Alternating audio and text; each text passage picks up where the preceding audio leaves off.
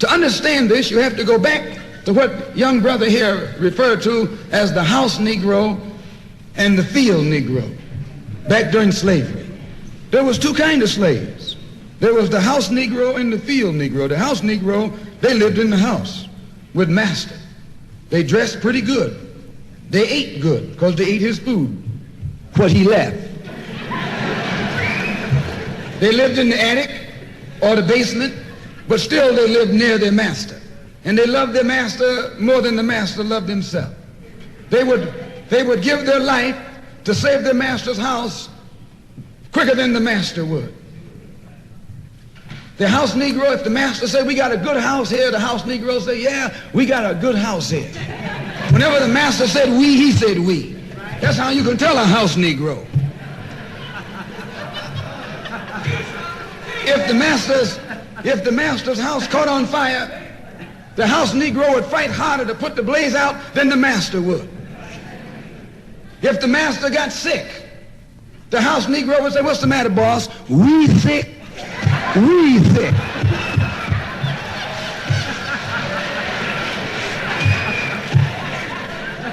He identified himself with his master more than his master identified with himself. And if you came to the house Negro and said, let's run away, let's escape, let's separate, that house Negro would look at you and say, man, you crazy. What you mean separate? Where is there a better house than this? Where can I wear better clothes than this? Where can I eat better food than this? That was that house Negro. In those days, he was called a house nigger. And that's what we call him today because we still got some house niggers running around here.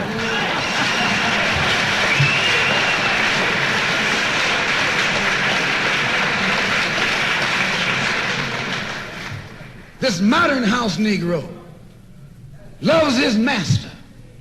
He wants to live near him. He'll pay 3 times as much as the house is worth just to live near his master. And then brag about, I'm the only Negro out here.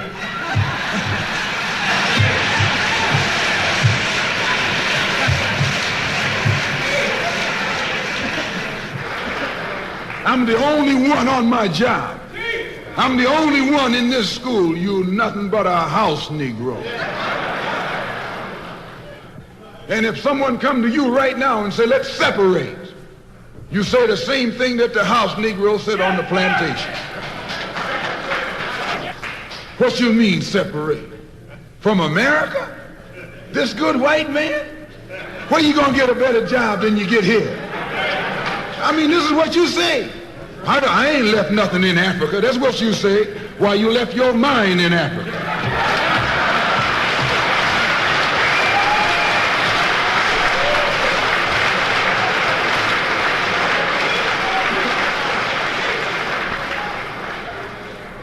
On that same plantation, there was the field Negro. The field Negro, those were the masses. There was always more Negroes in the field than there was Negroes in the house. The Negro in the field caught hell. He ate leftovers. In the house, they ate high up on the hog. The Negro in the field didn't get nothing but what was left of the insides of the hog. They call them chitlins nowadays. In those days, they call them what they were, guts. That's what you were, a gut eater. And some of you all still gut eaters.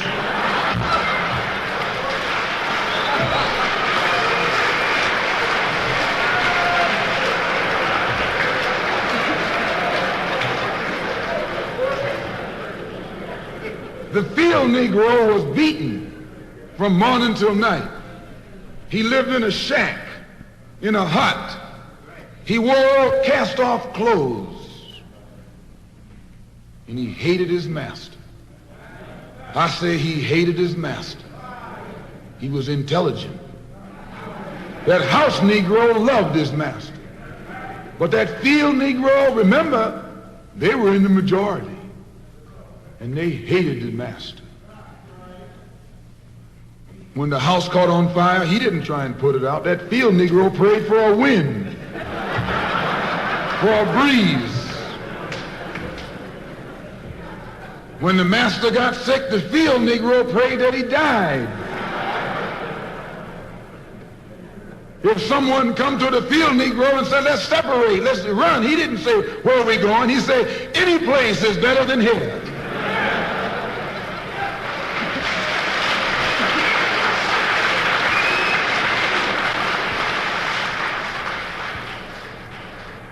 You got field Negroes in America today. I'm a field Negro. The masses are the field Negroes. When they see this man's house on fire, you don't hear these little Negroes talking about our government is in trouble. They say the government is in trouble.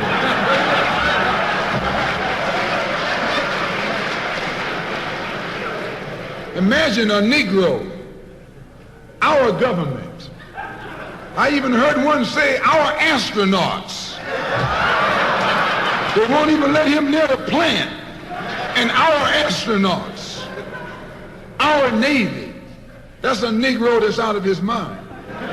That's a Negro that's out of his mind. Just as the slave master in that day used Tom, the house Negro, to keep the field Negroes in check, the same old slave master today has Negroes who are nothing but modern Uncle Toms, 20th century Uncle Toms, to keep you and me in check, keep us under control, keep us passive and peaceful and nonviolent. That's Tom making you nonviolent. It's like when you go to the dentist and the man is going to take your tooth. You're going to fight him when he starts pulling. So they squirt some stuff in your jaw called Novocaine to make you think they're not doing anything to you. So you sit there, and because you got all that Novocaine in your jaw, you suffer peacefully.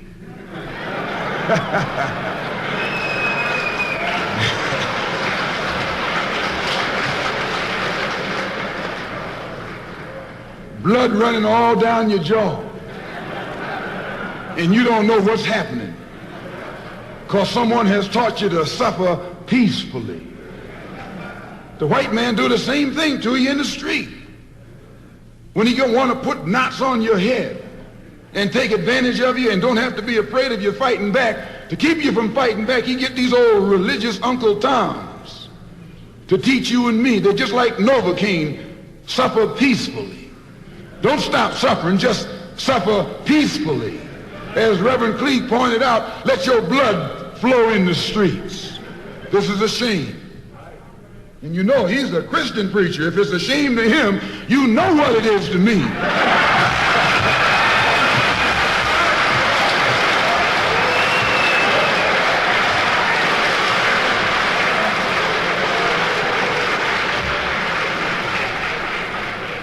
Because nothing in our book, the Quran, as you call it, Koran, teaches us to suffer peacefully. Our religion teaches us to be intelligent, be peaceful, be courteous, obey the law, respect everyone. But if someone puts his hand on you, send them to the cemetery.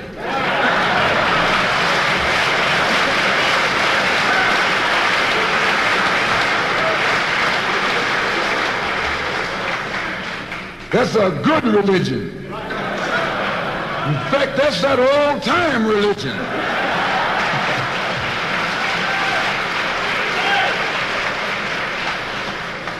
That's the one that Ma and Pa used to talk about.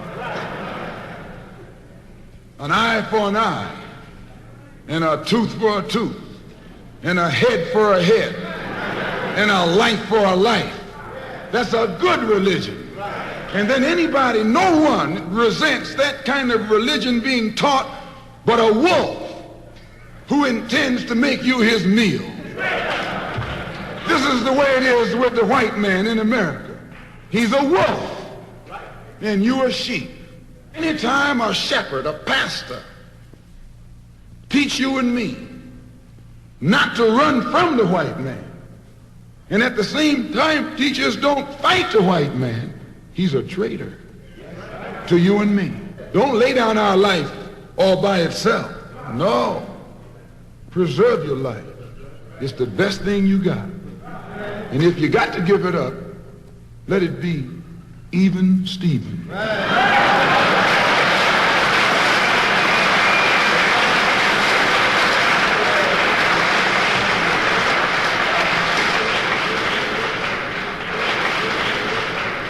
The slave master took Tom and dressed him well and fed him well and even gave him a little education,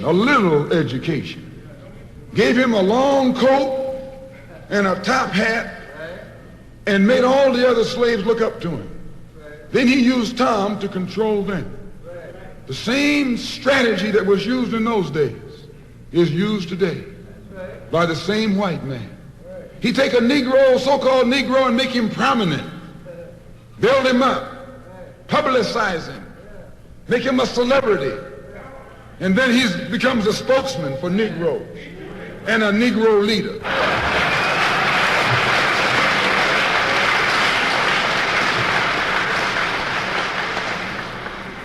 I would like to just mention one thing else quickly, and that is the method that the white man uses, how the white man uses these big guns or Negro leaders against the black revolution. They are not a part of the black revolution. They're used against the black revolution. When Martin Luther King failed to desegregate Albany, Georgia, the civil rights struggle in America reached its low point. King became bankrupt almost as a leader. Plus, even financially, the Southern Christian Leadership Conference was in financial trouble. Plus, it was in trouble, period, with the people when they failed to desegregate Albany, Georgia. Other Negro civil rights leaders of so-called national stature became fallen idols. As they became fallen idols, began to lose their prestige and influence, local Negro leaders began to stir up the masses. In Cambridge, Maryland, Gloria Richardson. In Danville, Virginia, and other parts of the country, local leaders began to stir up our people at the grassroots level. This was never done by these Negroes whom you recognize of national stature. They controlled you, but they never incited you or excited you. They controlled you. They contained you. They kept you on the plantation. As soon as King failed in Birmingham, Negroes took to the streets. King got out and went out to California to a big rally and raised about, I don't know how many thousands of dollars. Come to Detroit and had a march and raised some more thousands of dollars. And recall, right after that, Wilkins attacked King, accused King and the Corps of starting trouble everywhere and then making the NAACP get him out of jail and spend a lot of money, and then he accused King and Corps of raising all the money and not paying it back. This happened. I got it in documented evidence in the newspaper. Roy started attacking King, and King started attacking Roy, and farmers started attacking both of them. And as these Negroes of national stature begin to attack each other, they begin to lose their control of the Negro masses. And Negroes was out there in the streets. They was talking about, we're going to march on Washington. By the way, and right at that time, Birmingham had exploded, and the Negroes in Birmingham, remember, they also exploded. They began to stab the crackers in the back and bust them upside the head. Yes, they did. That's when Kennedy sent in the troops down in Birmingham. So, and right after that, Kennedy got on the television and said, this is a moral issue. That's when he said he's going to put out a civil rights bill. And when he mentioned civil rights bill and the Southern crackers started talking about they were going to boycott it or filibuster it, then the Negroes started talking about what? We're going to march on Washington, march on the Senate, march on the White House, march on the Congress, and tie it up, bring it to a halt.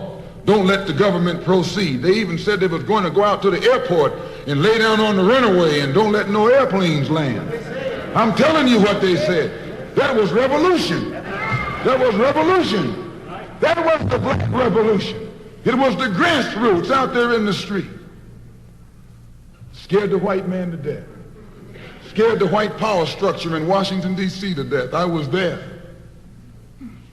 When they found out that this black steamroller was going to come down on the Capitol, they called in Wilkins. They called in Randolph.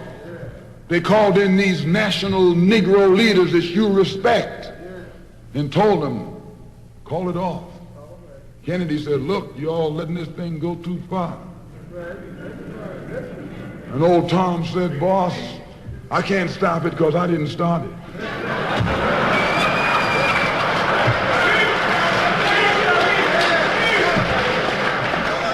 I'm telling you what they said. They said, I'm not even in it, much less at the head of it. They said, these Negroes are doing things on their own. They're running ahead of us. And that old shrewd fox, he said, well, if you all aren't in it, I'll put you in it. I'll put you at the head of it. I'll endorse it. I'll welcome it. I'll help it. I'll join it. A matter of hours went by. They had a meeting at the Carlisle Hotel in New York City. The Carlisle Hotel is owned by the Kennedy family. That's the hotel Kennedy spent the night at 2 nights ago. Belongs to his family. A philanthropic society headed by a white man named Stephen Currier called all the top civil rights leaders together at the Carlisle Hotel and told them that by you all fighting each other, you're destroying the civil rights movement. And since you're fighting over money from white liberals, let us set up what's known as the Council for United Civil Rights Leadership. Let's form this council, and all the civil rights organizations will belong to it. And we'll use it for fundraising purposes. Let me show you how tricky the white man is. And as soon as they got it formed, they elected Whitney Young as the chairman. And who you think became the co-chairman? Stephen Currier, the white man. A millionaire. Powell was talking about it down at the Cobo today. This is what he was talking about. Powell knows it happened. Randolph knows it happened. Wilkins knows it happened. King knows it happened. Every one of that so-called Big Six, they know what happened. Once they formed it with the white man over it, he promised them and gave them $800,000 to split up between the Big Six, and told them that after the march was over, they'd give them $700,000 more. $1.5 million split up between leaders that you've been following, going to jail for, crying crocodile tears for, and they've nothing but Frank James and Jesse James and brothers.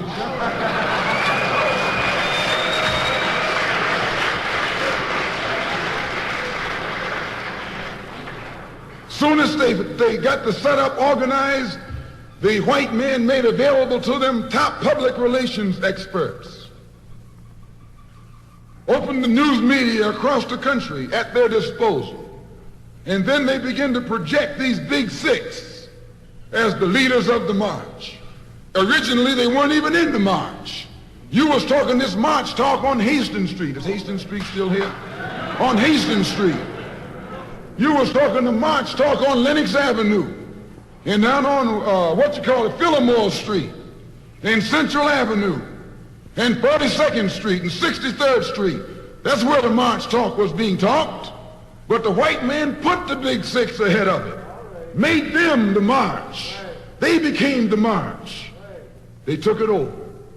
And the first move they made after they took it over, they invited Walter Reuther, a white man.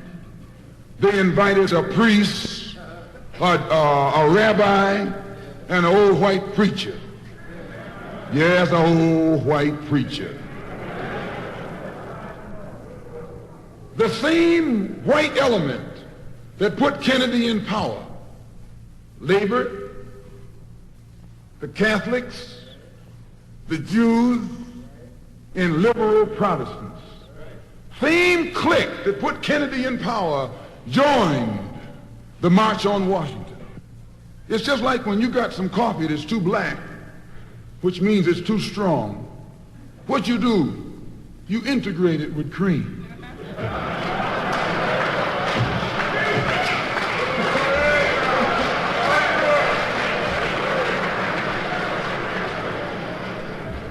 You make it weak.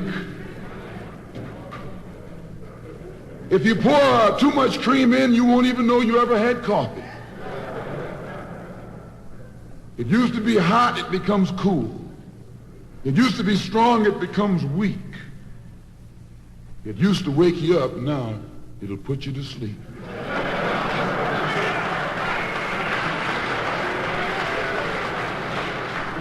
This is what they did with the March on Washington. They joined it. They didn't integrate it, they infiltrated it. They joined it, became a part of it, took it over. And as they took it over, it lost its militancy. They ceased to be angry. They ceased to be hot. They ceased to be uncompromising. Why, it even ceased to be a march. It became a picnic, a circus. Nothing but a circus with clowns and all. You had one right here in Detroit. I saw it on television with clowns leading it, white clowns and black clowns.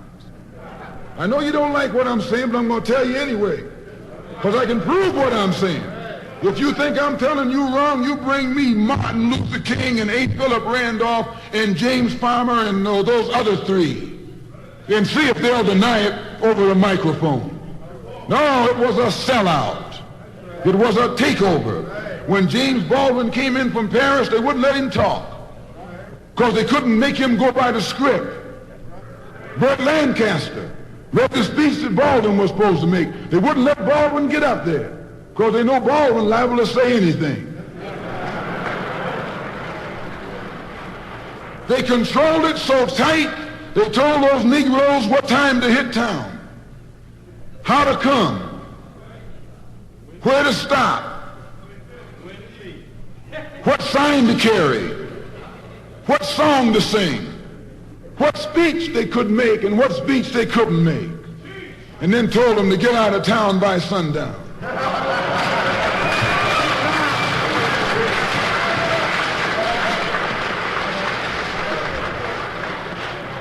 And every one of those Toms were out of town by sundown.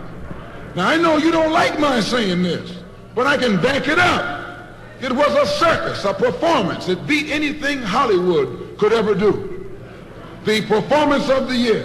Ruther and those other three devils should get a Academy Award for the best actors because they acted like they really loved Negroes and fooled a whole lot of Negroes. And the 6 Negro leaders should get an award, too, for the best supporting cast.